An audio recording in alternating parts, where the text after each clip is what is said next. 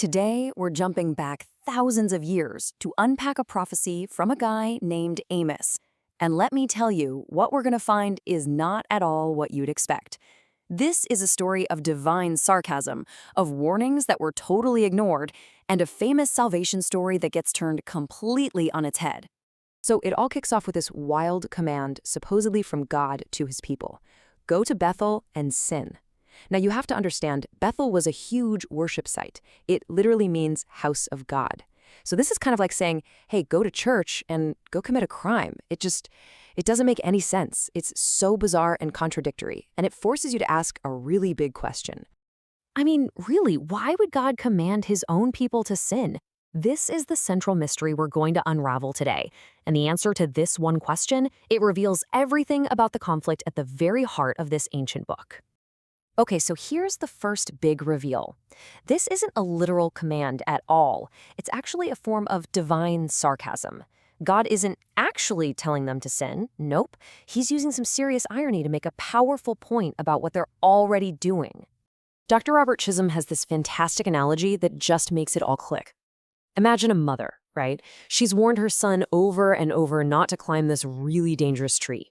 Finally, she's just had it. She throws up her hands and says, you know what? Go ahead, climb the tree, fall, and break your neck. Now, obviously, she doesn't actually want him to get hurt. She's using sarcasm to show him just how foolish he's being and what the inevitable consequences are going to be. That is exactly what God is doing here with Israel. And this slide, this really gets to the core of the problem. You see, on one hand, Israel thought they were nailing it.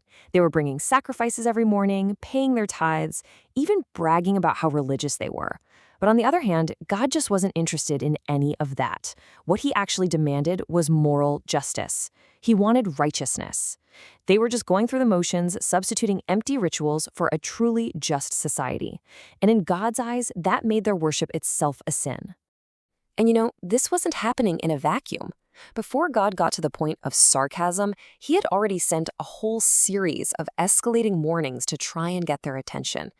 But as we're about to see, they just completely missed the memo.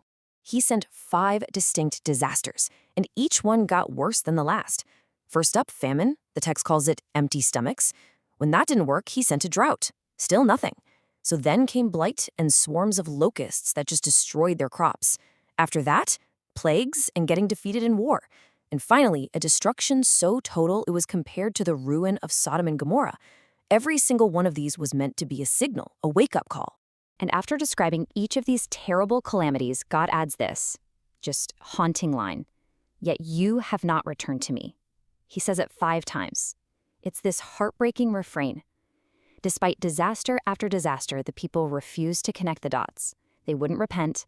They just didn't seem to get that their relationship with God was completely broken.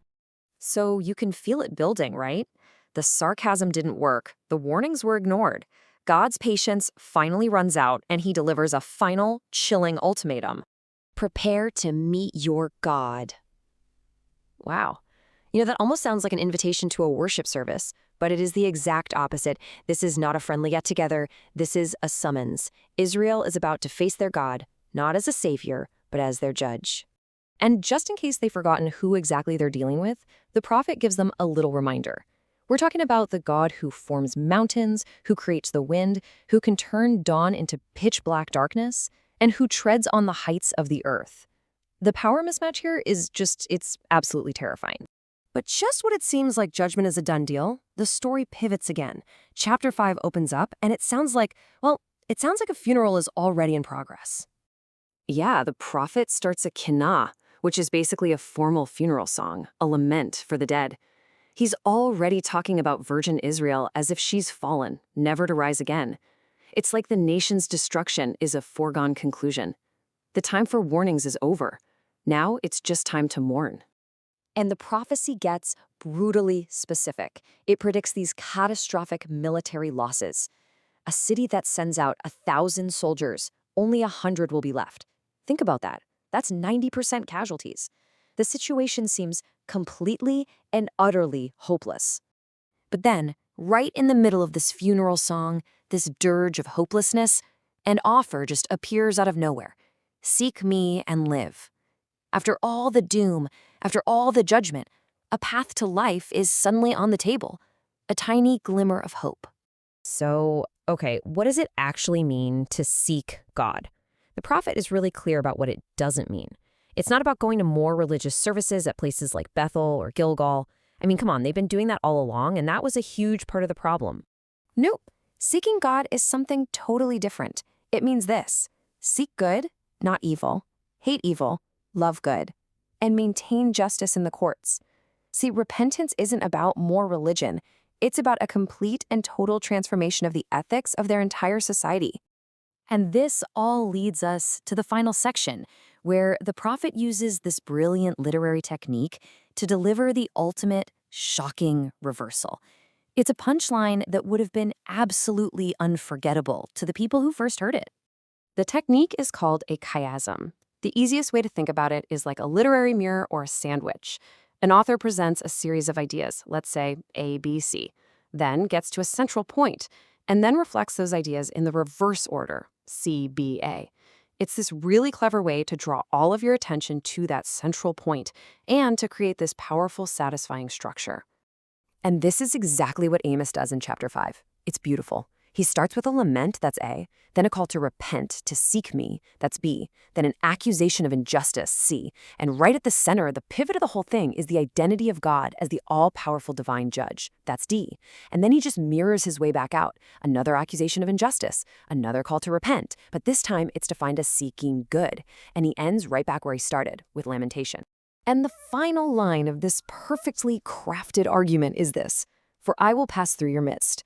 Now, to us today, that might not sound super scary, but for an ancient Israelite, those specific words would have triggered a deep, powerful foundational memory. And here it is. This is the shocking twist. The phrase pass through is the exact language used back in the book of Exodus to describe the Passover. Remember that story? God passed through Egypt to judge the Egyptians, and in doing so, he saved Israel. It was their founding story of salvation. But now, God is using that same language to announce that he's going to pass through their land. He's casting them in the role of Egypt. Their greatest story of salvation has been completely flipped on its head. It has been weaponized and turned back on them to announce their own judgment. It's just a stunning, terrifying reversal, showing them that their special status as God's people wasn't going to protect them from the consequences of their own injustice. And all of this leaves us with a provocative question, one that just echoes through the centuries. Is this ancient story really a timeless warning about the profound and, let's be honest, often dangerous difference between just the outward performance of religion and the actual practice of genuine justice?